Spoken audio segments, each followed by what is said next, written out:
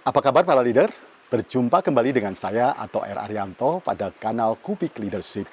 Kanal yang membahas tentang manajemen, pengembangan sumber daya manusia, dan tentunya isu-isu tentang kepemimpinan. Semoga Anda selalu sehat dan semakin sukses, mulia. Leader, saat Anda menghadiri jamuan makan bersama departemen kerja Anda, lengkap dari pemimpin sampai anggota tim, kira-kira siapakah yang akan mengambil makanan dan makan terlebih dahulu? Umumnya adalah pemimpin dengan jabatan tertinggi yang akan mendahului. Namun, pernahkah Anda berada dalam situasi atau melihat seorang pemimpin mempersilahkan timnya makan terlebih dahulu? Apa pandangan Anda terhadap sosok pemimpin tersebut? Mungkin akan terbesit rasa kagum karena beliau memperhatikan dan memperlakukan timnya dengan penuh respek. Ia pun tidak akan kehilangan wibawanya hanya karena mempersilahkan timnya makan terlebih dahulu, melainkan akan semakin meningkatkan wibawanya di hadapan timnya. Dalam video kali ini, saya akan membahas kekuatan dari servant leadership. Inilah leadership vibes.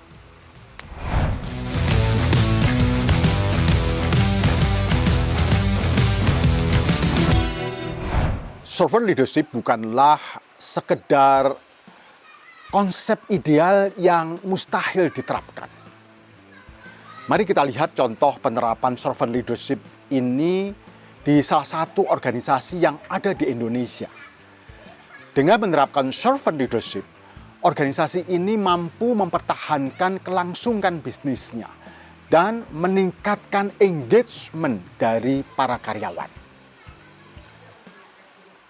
Disampaikan oleh Harlan Bestari Bengardi, Senior Vice President Agricon Group, servant leadership menjadi kunci yang melanggengkan Agricon dalam proses peralihan manajemen dari generasi satu ke generasi yang kedua. Bahkan, Agricon adalah satu-satunya perusahaan di Bogor yang masuk ke daftar 5 Living Legend Company di Indonesia. Bahkan, pada tahun 2020, Agricon tercatat berada di ranking ke-68. Hal pertama yang dilakukan oleh Agricon adalah mengubah mindset mereka terhadap karyawan. Mereka menganggap karyawan sebagai anak mereka sendiri, sehingga perlu mengenali potensi, minat, dan karakter mereka, kemudian mengakomodasi kebutuhan itu. Kalau niat dari pemimpin sudah positif, maka setiap kebijakan yang dibuat akan mencerminkan nilai positif itu dan bisa dirasakan oleh karyawan sehingga menumbuhkan trust dalam organisasi. Misalnya, aturan dan sistem yang dibuat bukan untuk membatasi karyawan, melainkan untuk membantu atau mempermudah kerja karyawan. Jika perlakuan pemimpin ke karyawan sudah berubah, maka itu akan berdampak lebih jauh pada pelanggan. Karena bagaimana kita memperlakukan karyawan, begitulah karyawan akan memperlakukan pelanggan. Hal ini sejalan dengan fokus bisnis Agricon, yaitu customer intimacy. Bagaimana menjalin relasi dan memperhatikan kebutuhan pelanggan untuk kerjasama jangka panjang.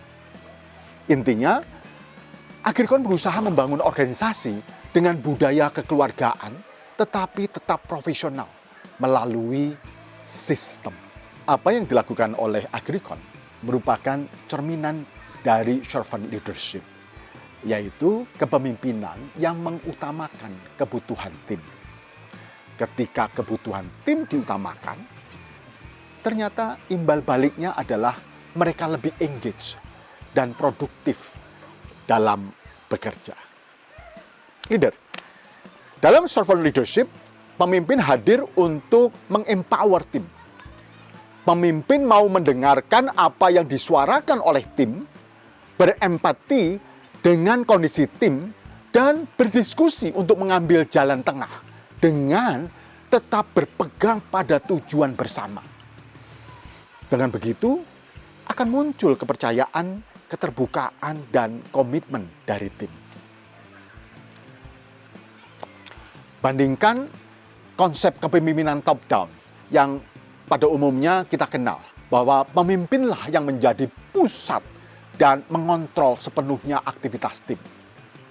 Pemimpin bisa mengambil keputusan tanpa mempertimbangkan kondisi dan masukan dari tim. Gaya kepemimpinan ini sesuai jika diterapkan dalam kondisi darurat, saat keputusan cepat perlu diambil. Namun, jika diterapkan berkepanjangan, tentunya akan membuat tim merasa kurang nyaman dan menghambat inisiatif tim. Tampaknya servant leadership sesuai diterapkan untuk generasi saat ini. Dengan karakter orang-orang yang membutuhkan ruang untuk eksis, berpendapat, dan didengarkan. Bahwa bekerja bukan sekedar mengikuti arahan, melainkan sarana untuk mencapai tujuan pribadi mereka juga. Karena itu, servant leadership dibutuhkan karena mendatangkan manfaat berikut. Yang pertama, menciptakan lingkungan yang harmonis. Yang kedua, memiliki budaya kerja yang lebih kuat. Yang ketiga, karyawan akan merasa diberdayakan. Lalu, bagaimanakah untuk bisa menjadi seorang servant leader? Yang pertama, tentunya Anda harus membangun budaya employee centric.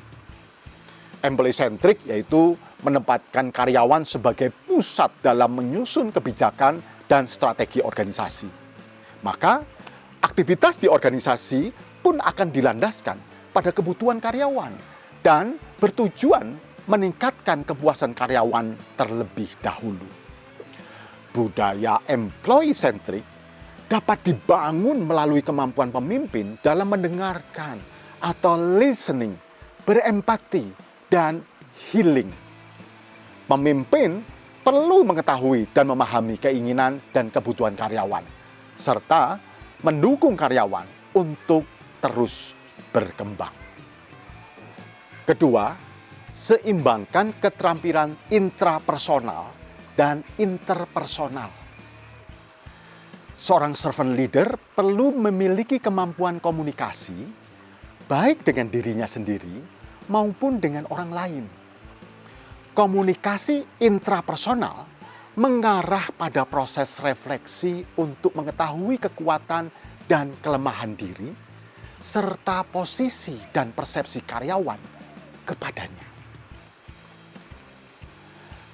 Komunikasi interpersonal mengarah pada proses mendengarkan, bertanya, mengarahkan, dan mempersuasi tim.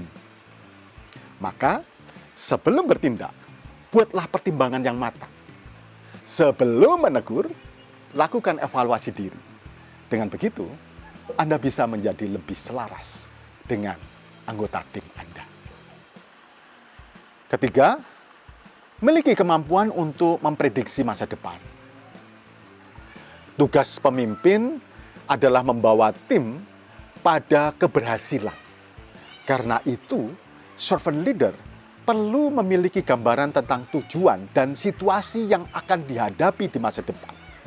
Maka, kebebasan dan dukungan yang diberikan kepada tim bukanlah tanpa arah yang jelas. Untuk itu, lakukan prediksi dengan mengumpulkan berbagai informasi. Tetapkan tujuan, buat perencanaan, dan sampaikan tujuan itu kepada semua anggota tim Anda. Yang keempat, bangkitkan komitmen tim.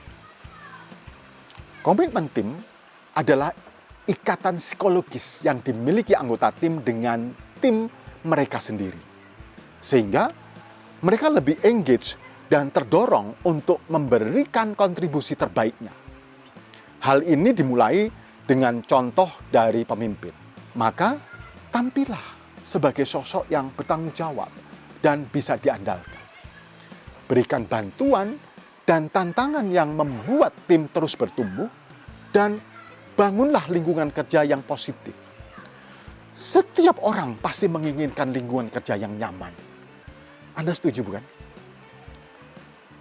Oke, kita sudah memahami salah satu gaya kepemimpinan yang berbeda, yaitu servant leadership. Pemimpin yang tidak hanya fokus pada tujuannya pribadi, tetapi juga pertumbuhan dan kesejahteraan timnya. Menariknya, justru dengan menghilangkan sifat otoriter, tim malah lebih engage dan bersedia memberikan kontribusi terbaiknya. Lalu, beranikah Anda menerapkan servant leadership ini di dalam tim Anda?